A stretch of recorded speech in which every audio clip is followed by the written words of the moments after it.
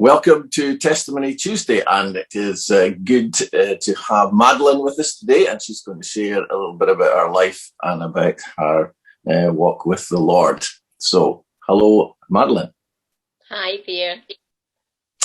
So, we're just going to begin with the first question is, where were you brought up?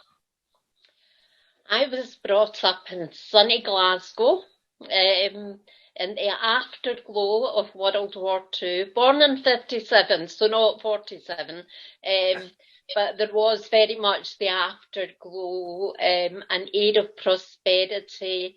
Everyone was purposeful and optimistic.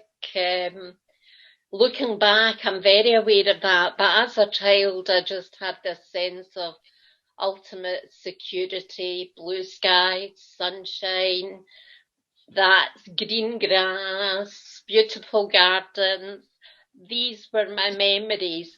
But it was also, to put that into perspective, I lived in quite a long street, which was divided in two. So we were allowed to be in one end of the street just to be in mother's vision. But our street had one car, two houses with phones. Everyone went to church, and faith was up there in the conversation in the street with children. We spoke about faith. We shared what our beliefs, individual doctrinations were, and discussed that quite deeply.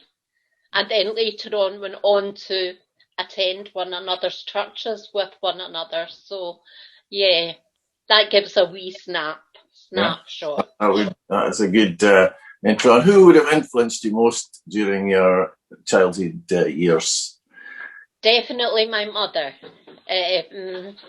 My mother was the person that I would discuss things with, who would lead me through different stages of understanding. She would also help me through the sectarianism, which was, for all that initial glow picture, was very much part of the community I lived in. So we had separate schools. I had a school at the bottom of my street, which wasn't the school I attended. So I had to walk 25 minutes, half an hour, in whatever the weather was bringing, spring, summer, autumn, winter, while there was this lovely school at the bottom of my street. So, yes, she helped me through that. And there were things that happened around Glasgow that I didn't have a full understanding of, like orange walks. And for better or worse, people did have songs that were sung around their houses that I definitely loved singing. I just sang my way, around my own wee world.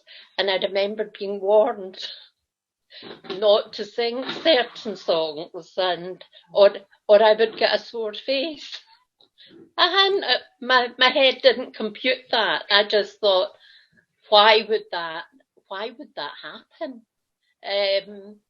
So, yeah, for a period of time going to school, I met a family who would dust me up a bit because I was on the other side. And we did have little chants that we sang when we were in bigger groups. And yeah, there was this sense of tribalism, which was a bit scary sometimes, and other times it just wasn't. Yeah, but it was an undercurrent. So in the midst of all that, how did you become a Christian then? Okay, well, I would definitely split that into a kind of childhood versus active for service. And my childhood, I was split into two. So in my very young years, I just fed on what I was taught, and thankfully a lot of that was good. So that gave me a background. As a young adult teenager, I was lucky to find this church group, which wasn't in my own church, but they had a meeting, and it was like a help service kind of group where people would send in needs, and they would be allocated out to members of this group. So some of that would be visiting. And I remember visiting this lady who was post open heart surgery in this high-rise flat in Townhead in Glasgow. I remember being a bit frightened because open heart surgery back then was a lot more than what I experienced myself 3 years ago. However, I went and I sang to her because, as I said, I just sang my way down my own wee world. And there was a model lodging house. I don't know if you know what that is, but model lodging houses were large institutions that were there for people who were destitute, and they would be given bed for the night. And this group that I was part of, we would meet in this leader's house, and there would be mountains of bread and butter and ham and jam. And for an hour, we would stand and furiously make these sandwiches, then go off to the model lodging house and spend time speaking to. And there were a lot of men that had been soldiers, that had been destroyed by war, alienated from their families on return. And we just listened to their stories and talked. And that was a wonderful thing. So we would have the cup of tea, the sandwiches, the chat, and have a bit of a sing-song with some faith songs. And yes, so, and there was a convent who needed some help, and I went along there one night a week for a spell. That's quite hard graft. That was scrubbing marble corridors and stairways, and you had to do that for a bit before you get access to help with the people. But fair dues, looking back on that, that's not a bad plan. And a soup kitchen off with George Square. So these things were all service, definitely. However, when I came to Livingston, so I left Glasgow, I worked around in different places, settled in Edinburgh, married, and then moved out to Livingston. I, by that time, had become removed from regular attendance, partly because I had married out with my faith, as was the church tradition at the time. And I was praying and looking for a church here. And there came a knock at the door one day by a very well suited and booted Free Church trainee. And he said, "We're looking to build a church just on the corner here. Is that something you would be interested in?" And I said, "Come in." And I think he was shocked, just to have such an open. I said, "I've been looking and listening and watching for the right place for me to be." So he told me what the plans were and said they would be in touch. And a bit later, I can't really remember, weeks, months, probably months later, a young man called David Robertson and his girlfriend at the time, Annabelle, came knocking on the door. And again, warm welcome. They came in, they chatted, and they were telling me the plans were going well ahead. There was an opening planned. And I felt this sense within me. What had been in the past was real, it was there, but I felt this stirring within me that this was a different, an extension of the call, if you like. And it was for me to be real in my service. Like everything I'd done before, it had kind of been organised. I'd got myself along to the meeting. I'd been allocated stuff to do and had spent that time with people, just loving them and knowing the love that I was giving them was from what was within me. I had that sense of God with me already, but this active service thing was real. So off I went to the pre-church, and it was a big thing. It was a big thing. I sat through 2 communion seasons not going to the table. They have the tradition of fencing the table. You go out and sit at the table and take communion together. And I knew I should be there. I thought, this is wrong. But then I thought, this is not my tradition. And then I had to go back and revisit all these conversations in the street and my mother's input to what is a Christian, what is faith. And that was a huge challenging on this planned communion Sunday, preparing to go. I prayed and I just knew this was the right thing. It's certain, 100% certain. So off I went, and it was the most peculiar thing. It was a real, I sometimes wondered about sharing this, but I shouldn't wonder about it because it was real. It's accurately what happened. So I sat and had my place in the congregation, and then the time came for the call to the table, and it was like I was rooted to my seat. It was like everything in that room was a barrier to me moving with God's people, standing up and attending to sit at this table. And I did.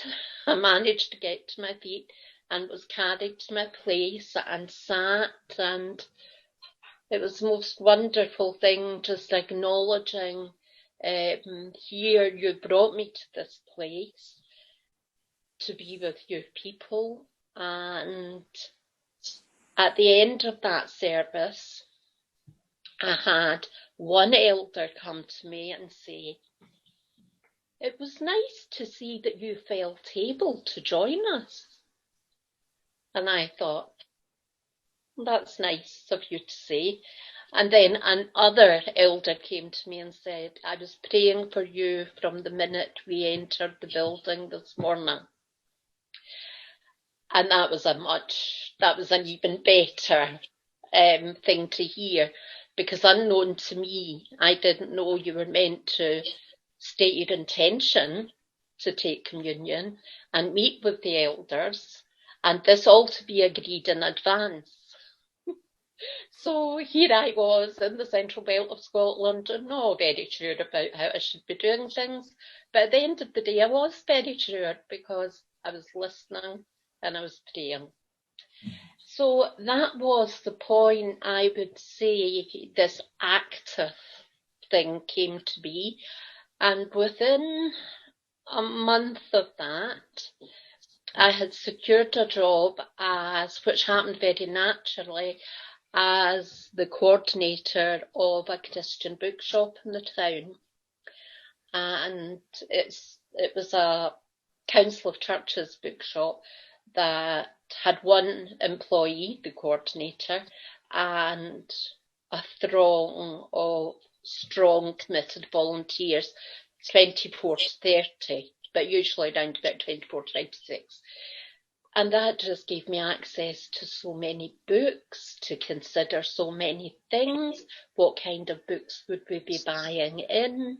I had contact with all of the ministers and people involved in churches around West Lothian, and that was like a huge feeding trough and helped me in this journey of understanding the bigger picture with churches. So that was the beginning. Yeah. That's great. So, and did folks notice a change in you, would you say, when over this period of time? Yes. I've a memory of, I was never an unhelpful person.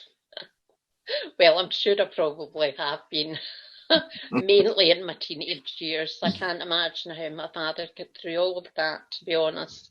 However, he had said, he had noticed this extension to caring, and doing, and just the act of involvement.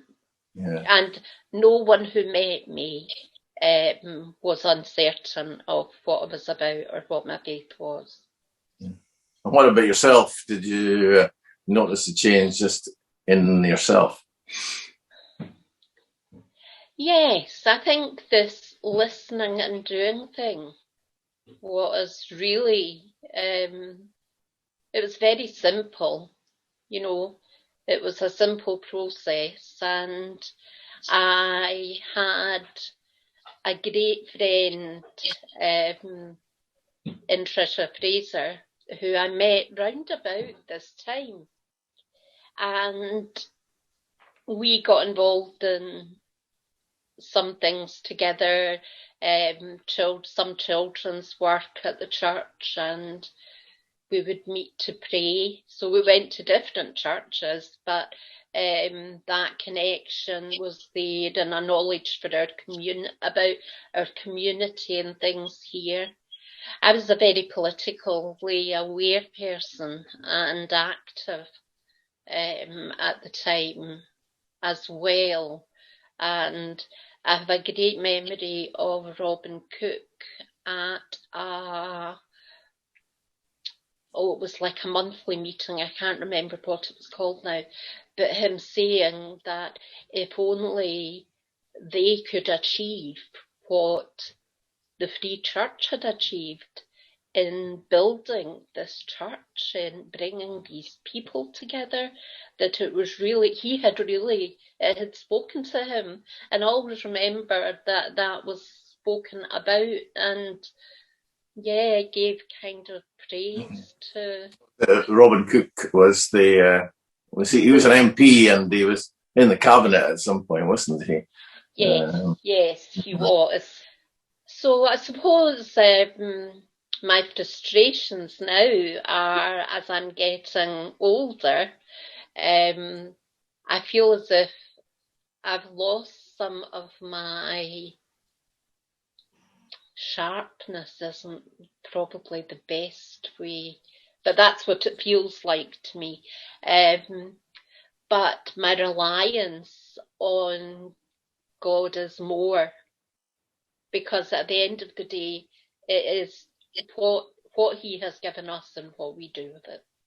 Mm-hmm. So we've got to be listening and being with Him and knowing what He wants to do with the portion He's given us. Yeah. No more, no less, because anything else is bad for us. Mm-hmm. But going back to that early stage, and did I notice a difference? What I will say is everything started falling into place for me. I would be doing this job and I might be finishing up and be running a bit late, and I didn't have a car. I used public transport, and I would come out of work thinking, my goodness, I'm going to miss that bus. My children are going to be standing at the door. This is awful. And round the corner, someone would come and say, headed home, jump in, I'll give you a lift. That happened. That experience with lots of things just happened.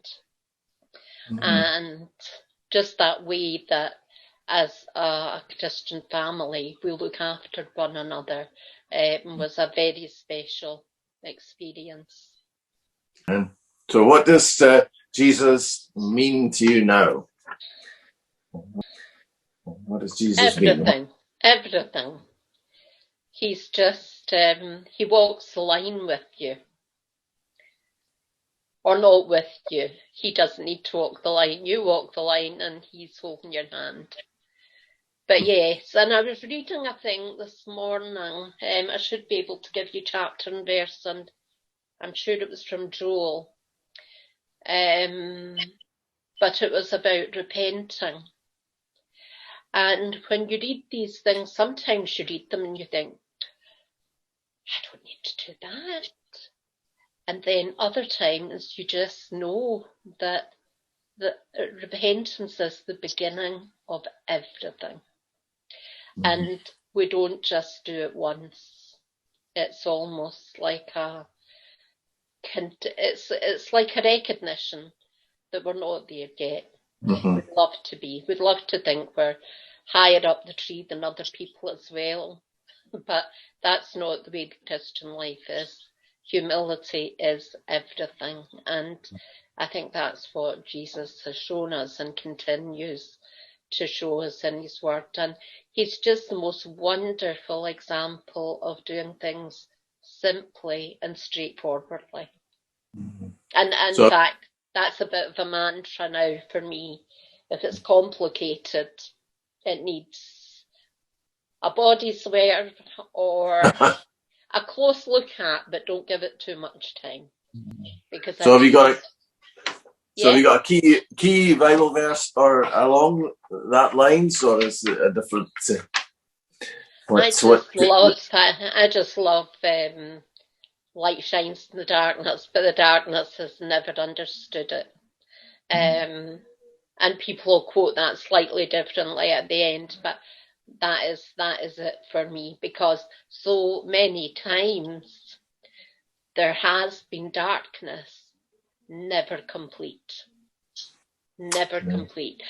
Sometimes we're taken to a thread of faith, like you see in these crazy kids films, where the rope's going to snap and the superhero's going to fall, and then something comes and gathers it all together.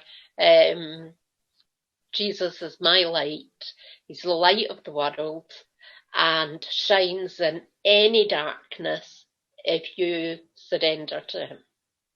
Amen. Amen. So if you would like to make a challenge to anyone about following Jesus, what would you say? Stop.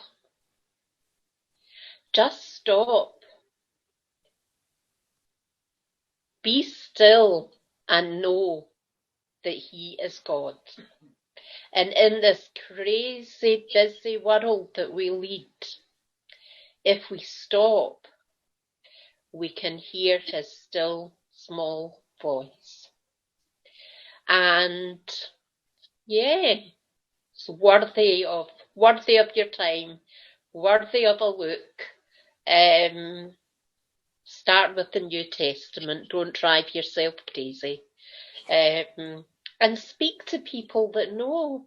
These conversations I had as a child on the street of Glasgow, that is how we all learn. We talk to one another and we open ourselves up. And there are so many voices against what is good and wholesome.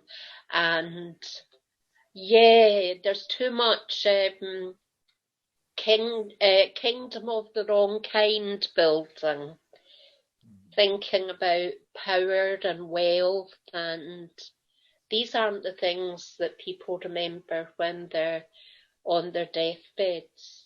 It's true what they say about days spent in the office or days spent doing what you love to do. Don't miss out on the real living. And the real living is when we stop, when we're still, when we listen, when we're out walking. There's so many beautiful songs and about nature and God. He's given us so much to feed on and be renewed by, and yeah, give it a go. Don't Give it a be go. fearful. Don't be fearful. Absolutely. Well, Yeah. thank you very much, Madeline, and for your time and for your testimony. Encouraging and inspiring, and It's been I'm a pleasure. sure folks will be blessed by it. So, I do hope so. amen. And we look forward to hearing what else God will do in the coming months and years. Yes, yes. Get Amen. excited about that. Yeah.